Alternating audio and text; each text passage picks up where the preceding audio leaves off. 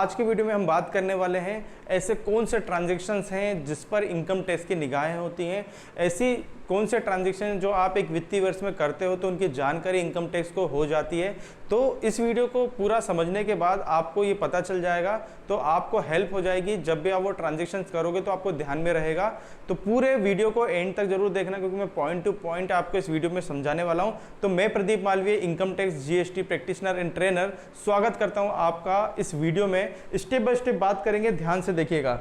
सबसे पहले बात करते हैं कौन कौन सी ऐसी जानकारी जो इनकम टैक्स को मिल जाती है। तो सबसे पहले बैंक की और पोस्ट ऑफिस सेविंग की बात करते हैं। पोस्ट ऑफिस में यदि आपका कोई बचत खाता है या आपका बैंक में तो होता ही है सेविंग अकाउंट, तो उसमें यदि आपने एक वित्तीय वर्ष के अंदर 10 लाख रुपए या उससे ज़्यादा के ट्रांजेक्शन्स किए, मतलब कौन सा ट्रांजेक्शन, कैश डिपॉजिट।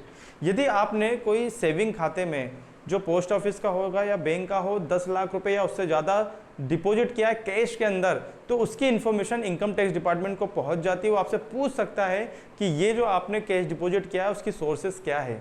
ठीक है, आगे बात करते हैं क्रेडिट कार्ड। क्रेडिट कार्ड सभी लोग, आज कई सारे लोग क्रेडिट कार्ड को यूज़ करते हैं, क्योंकि इसमें 45 डेज का क्रेडिट मिल जाता है और आप उससे ऑनलाइन या फिर शॉपिंग मॉल्स में जाकर के शॉपिंग भी कर लेते हो। तो ये जो क्रेडिट कार्ड का जो बिल है ना, इससे रिलेटेड जो जानकारी इनकम टैक्स को पहुंच जाती है, वो दो जानकारी ध्यान में रखना पड़ेगा कि एक वित्तीय वर्ष के अंदर 2 लाख रुपए या उससे ऊपर का यदि आपने किसी बिल का पेमेंट किया है, या 1 लाख रुपए या उससे ऊपर में कैश में पेमेंट किया है, तो ये दो इन्फॉर्मेशन आपको पता चल गई है कि ये दो यदि ट्रांजेक्शन्स आपने किए हुए हैं क्रेडिट कार्ड से और यदि बिल पेमेंट करने जाते हो तो 2 लाख रुपए से ऊपर पेमेंट करते हो बिल का, तो वो इन्फॉर्मेशन पहुंचती है, या 1 लाख रुपए से ऊपर कैश में ट्रांजैक्शन करते हो।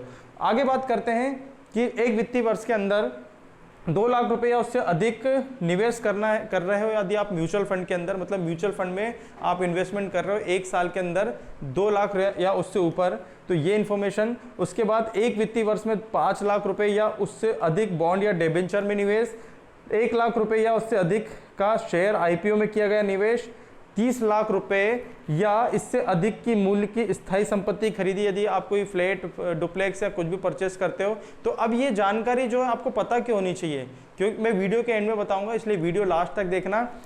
आगे बात करते हैं लिक्विड सिक्योरिटी और म्यूचुअल फंड बेचने से हुए जो पूंजीगत आय, मतलब जो कैपिटल इनकम होती है। यदि आपने कोई सिक्योरिटी या फिर म्यूचुअल फंड खरीद रखे हैं, उसको बेच रहे हो, तो जो कैपिटल गेन होता है वो इन्फॉर्मेशन।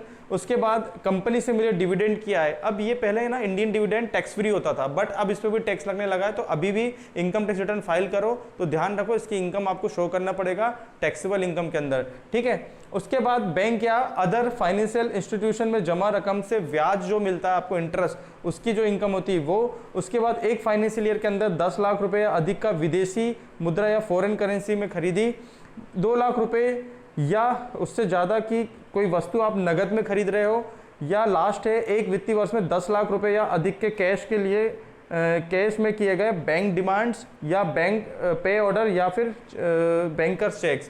तो ये सारे के सारे 12 ट्रांजेक्शन्स हैं जो कि आपको ना ध्यान रखना है एक वित्तीय वर्ष के अंदर करते टाइम। तो ये ट्रांजेक्शन क्यों ध्यान में रखना है, क्योंकि आप अपनी जो बुक्स ऑफ अकाउंट्स बनाते हो या ना भी बनाते हो, इनकम टैक्स रिटर्न आपको फाइल करना होता है। तो इसमें से कुछ ट्रांजेक्शन तो ऐसे हैं कि आप जब कोई परचेस कर रहे होते हो या इन्वेस्टमेंट कर रहे होते हो तो आपको एडवांस में आपका टीडीएस काट लिया जाता है। जब टीडीएस आपका काट लिया जाता है, एडवांस में इनकम टैक्स का भाग होता है एक तरह से टीडीएस जो होता है, टैक्स डिडक्टेड सोर्सेस, तो वो जो काट लिया जाता है तो इनकम टैक्स को वैसे उसकी जानकारी मिल जाती है। बट उसके अलावा भी कुछ ऐसे ट्रांजेक्शन है, टीडीएस ना भी कटे तो भी इनकम टैक्स की उन ट्रांजेक्शन में नजर होती है और वो आपसे पूछ सकता है। तो ये सारे ट्रांजैक्शंस हैं जो कि आप एक वित्तीय वर्ष में जब भी आप कोई इन्वेस्टमेंट कर रहे हो तो आपको ध्यान में रखना है, ताकि आप इनकम टैक्स के नोटिस से बच सको। तो उम्मीद करता हूं कि ये वीडियो आपके लिए बहुत ही इंफॉर्मेटिव होगा। आप इसको ध्यान में रखोगे, उसको ध्यान में रखते हुए इन्वेस्टमेंट करोगे। यदि वीडियो पसंद आया तो लाइक जरूर करना, और यदि अभी तक चैनल सब्सक्राइब नहीं किया तो सब्सक्राइब जरूर करना और शेयर करना बिल्कुल मत भूलना। तो मिलते हैं अगले वीडियो में, तब तक के लिए good bye, thank you so much.